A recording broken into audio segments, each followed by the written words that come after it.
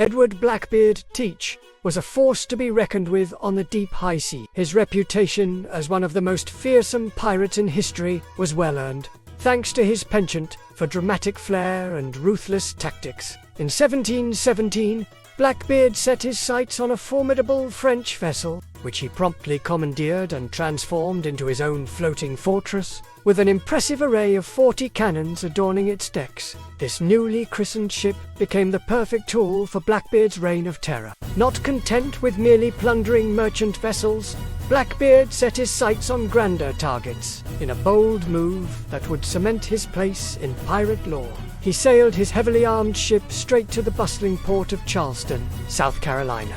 The city's inhabitants watched in horror as Blackbeard's black flag appeared on the horizon. Knowing full well the destruction that could follow, Blackbeard, ever the opportunist, saw the fear in the eyes of Charleston's residents and decided to capitalize on it. He issued a series of outrageous demands, threatening to unleash his ship's firepower on the city if they weren't met. The port authorities, caught between a rock and a hard place, found themselves at the mercy of this notorious pirate. But Blackbeard's exploits weren't limited to grand gestures and large-scale extortion. He was equally comfortable engaging in acts of petty cruelty that served to further his fearsome reputation. One particularly chilling incident involved a hapless individual who dared to refuse Blackbeard's demand for his ring. Without hesitation, the pirate captain took matters into his own hands.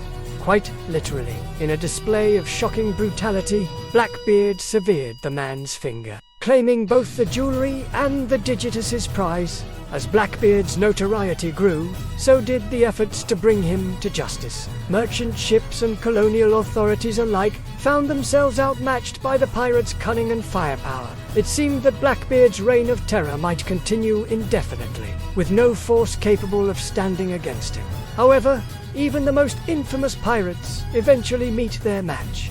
For Blackbeard, that reckoning came in the form of the British Navy.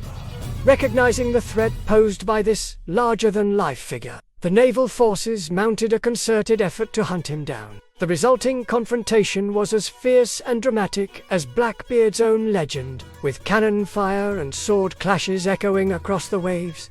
In the end, it took the combined might and determination of the British Navy to finally bring down the scourge of the seas. Blackbeard's last stand was a testament to his fearsome reputation.